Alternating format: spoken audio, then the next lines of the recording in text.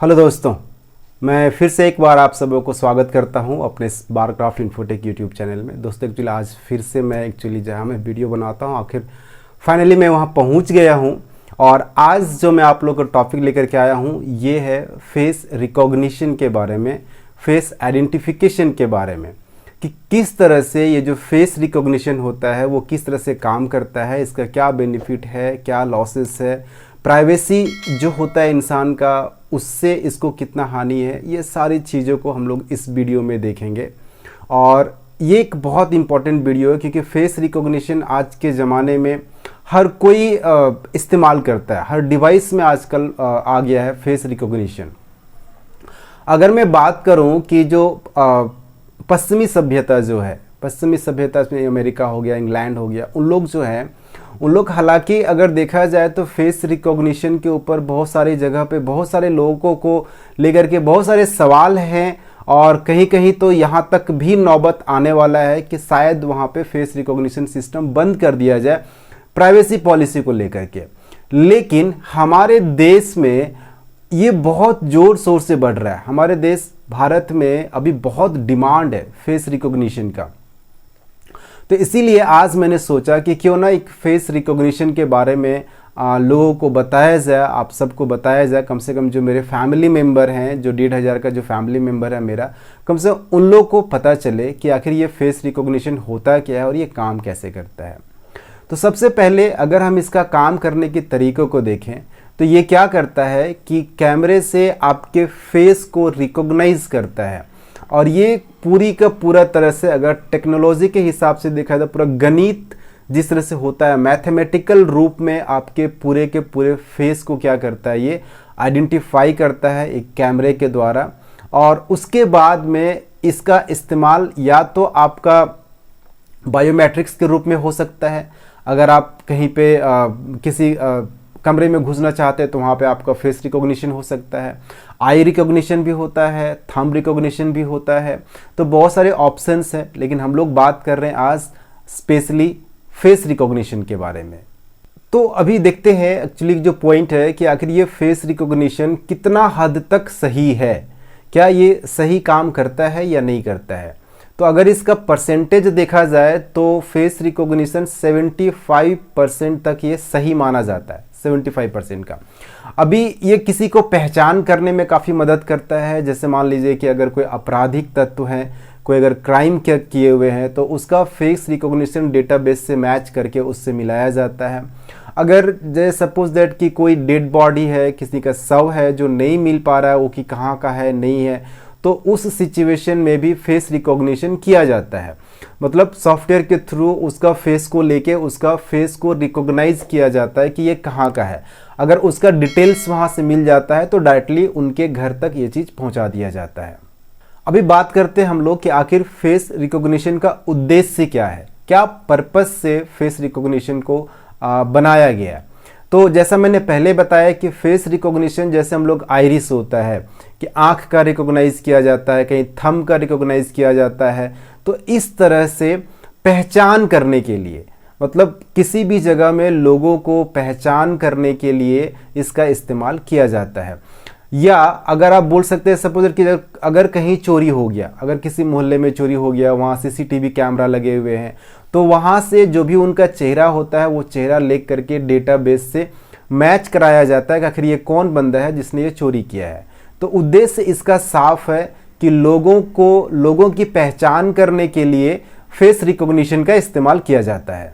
अब एक ऑप्शन आता है फोर्स मल्टीप्लायर। फोर्स मल्टीप्लायर ये फेस रिकॉग्निशन में काफ़ी मदद करता है। ये कैसे मदद करता है, मतलब बल गुणक जहाँ पे ज़्यादा ताकत लगता है।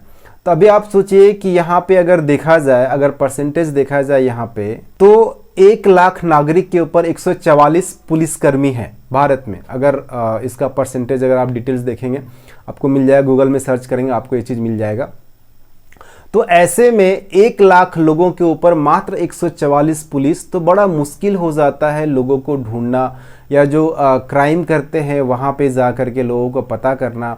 कोई क्राइम करके निकल गया, अब उसको छानबीन करना या लोगों के द्वारा उनको पहचानना कि आप इसको पहचानिए यही लोग थे या नहीं थे। तो इसमें समय भी काफ़ी लग जाता है और सही ढंग से काम भी नहीं हो पाता है। इसीलिए फोर्स मल्टीप्लायर में क्या होता है कि एक सॉफ्टवेयर के थ्रू किसी का भी अगर चेहरा मिल गया है तो उसमें मिला करके इस काम को थोड़ा सा आसान बनाया जाता है। तो काफ़ी जो हमारा प्रशासन विभाग है ये काफ़ी इसका इस्तेमाल करते हैं और इस तरह से फेस रिकॉग्निशन को इस्तेमाल में लेकर के इसका लाभ उठाते हैं। फेस रिकॉग्निशन में चैलेंजेस क्या क्या आते हैं, तो अगर चैलेंजेस की बात की जाए तो एक चैलेंजेस है, जैसे सपोज दैट कि मेरा ये चेहरा अभी है, क्या होता है उम्र के साथ चेहरा बदलता है, लोगों का चेहरा काफ़ी हद तक बदल जाता है। आप खुद अगर देखिए आपका बचपन का चेहरा, जवानी का चेहरा, फिर थोड़ा सा और उम्र, फिर थोड़ा सा और उम्र, तो उसमें एक चुनौती आ जाता है पहचान करने में। दूसरा क्या होता है कि सपोज दैट अभी मैं दाढ़ी नहीं रखा हूँ, कल रख के दाढ़ी मूछ रख लेता हूँ तो एक प्रॉब्लम होता है। सर पे बाल है तो प्रॉब्लम, नहीं है तो प्रॉब्लम। तो इस तरह से काफ़ी चुनौतियों का सामना करना पड़ता है फेस रिकॉग्निशन में। लेकिन फिर भी जो जानकार लोग हैं, जो विशेषज्ञ लोग हैं, उनका कहना है कि ये सारे चुनौतियों का सामना करने के लिए हम लोग जो सॉफ्टवेयर बना रहे हैं या जो सॉफ्टवेयर डेवलप किया जा रहा है, ये सारी चुनौतियों का सामना सॉफ्टवेयर के द्वारा कर लिया जाएगा। ठीक है, लेकिन ये एक चुनौती है, इसका सॉल्यूशन निकलेगा, जरूर निकलेगा, ऐसा नहीं कि नहीं निकलेगा। सॉल्यूशन आएगा और बहुत जल्द इसका सॉल्यूशन आप लोगों को देखने के लिए भी मिलेगा। अगर एक चुनौती और देखा जाए तो यहाँ पे एक चैलेंजेस और आता है, डेटाबेस का सुरक्षा करना। जो हमारा डेटाबेस होता है उसका सुरक्षा कैसे किया जाए, आर्टिफिशियल इंटेलिजेंस के थ्रू या बिग डेटा के थ्रू, ये तो खैर चलो ठीक है, लेकिन ये बहुत ज़्यादा खर्चीले होते हैं। आप लोग क्या होता है ये आर्टिफिशियल इंटेलिजेंस क्या होता है, बिग डेटा क्या होता है, अगर इसके बारे में नहीं जानते हैं तो मैंने वीडियो बना के रखा है, आप चाहें तो उस वीडियो को जाके आप गो थ्रू कर सकते हैं, उसको देख सकते हैं, आपको समझ में आ जाएगा कि बिग डेटा क्या होता है। तो चैलेंजेस क्या होता है कि जैसे सपोज दैट कि जो डेटाबेस है, इंटरनेट जहाँ पे है वहाँ हैकर्स भी है, हैकिंग बहुत ज़्यादा होता है और इस हैकिंग को समझना भी ज़रूरी है। तो अगर डेटाबेस किन्हीं के पास में है तो डेटाबेस वो लीक ना हो जाए, पब्लिक के पास ना जाए डेटाबेस, इसको संभाल के रखना भी एक बहुत बड़ा चुनौती है आज इंटरनेट के ज़माने में। अगर और चुनौतियों की बात करें तो एक चुनौतियां आती है कि अभी भी इसके विशेषज्ञ नहीं है। अगर सही ढंग से देखा जाए तो अभी तक पूर्ण रूप से इसके जो विशेषज्ञ जिस तरह से होने चाहिए, जो इसके ऊपर छानबीन कर सकते हैं, रिसर्च कर सकते हैं, डेटा को संभाल के रख सकते हैं, और जैसे सपोज दैट कि अभी सारे पब्लिक का फ़ोटो कलेक्ट करके एक जगह स्टोर करके रख सकते हैं, तो ये सारी चीज़ें कहाँ पे रहेगी, इसके लिए कोई विशेषज्ञ नहीं है। और जहाँ तक बिग डेटा की बात करें तो बिग डेटा जिस तरह से काम करता है तो भारत में उतना साधन अभी भी नहीं है जिससे कि बहुत बिग डेटा को संभाल के रखा जा सके, उसको मैनेज किया जा सके, उतना बड़ा एक हब बनाया जाए, सर्वर बनाया जाए, वैसा अभी भी इंडिया में फैसिलिटीज़ नहीं है। तो ये एक बहुत बड़ा चैलेंजेस है। तो इसमें विशेषज्ञों को होना जरूरी है, एक्सपीरियंस बंदे को होना जरूरी है जो इन सारी चीज़ों को संभाल के रख। फिर बात करते हैं यहाँ पे कि प्राइवेसी क्या है मेरा। अगर फेस रिकॉग्निशन आपकी प्राइवेसी को कहाँ तक संभाल के रखता है, तो अगर बात किया जाए तो प्राइवेसी को लेकर के काफ़ी सवाल हैं लोगों के मन में, काफ़ी सवाल उठते हैं फेस रिकॉग्निशन को लेकर के। जैसे हमारा जो आधार कार्ड बना था तो उसमें भी काफ़ी प्रॉब्लम हुआ था इसी चीज़ को लेकर के कि प्राइवेसी कहाँ है, लोगों का प्राइवेसी कहाँ है। और ये भी जो है एक चुनौती है, समझ लीजिए इसको, कि लोगों का प्राइवेसी कैसे रहेगा। अगर सपोज दैट कि आप आई स्कैन कर रहे हो, फेस स्कैन कर रहे हो, थंब इम्प्रेशन ले रहे हो, तो सारा रिकॉर्ड कहीं ना कहीं है। तो ये एक सवाल ज़रूर है, क्वेश्चन मार्क ज़रूर है कि हमारा प्राइवेसी का क्या होगा अगर डेटा लीक होता है तो।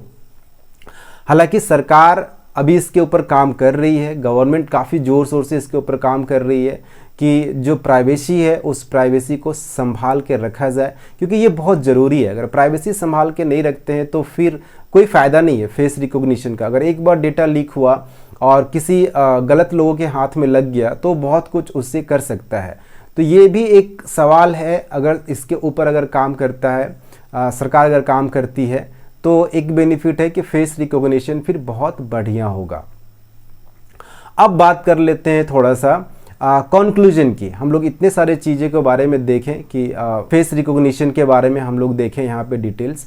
अभी बात किया जाए अगर कि फेस रिकॉग्निशन होना चाहिए या नहीं होना चाहिए, मैं अपना कंक्लूजन दे रहा हूँ, होना चाहिए या नहीं होना चाहिए।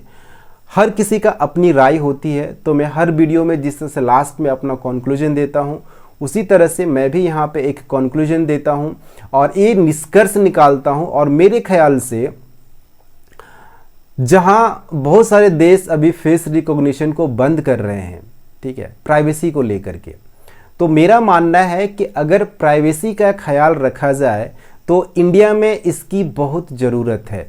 फेस रिकॉग्निशन का बहुत ज़्यादा ज़रूरत है और इससे क्या कर सकते हैं, बहुत सारा क्राइम की जगह में काम आ सकता है, बहुत सारा ऑफिस की जगह में काम आ सकता है, बहुत सारी जगह में इसका इस्तेमाल आसानी से किया जा सकता है।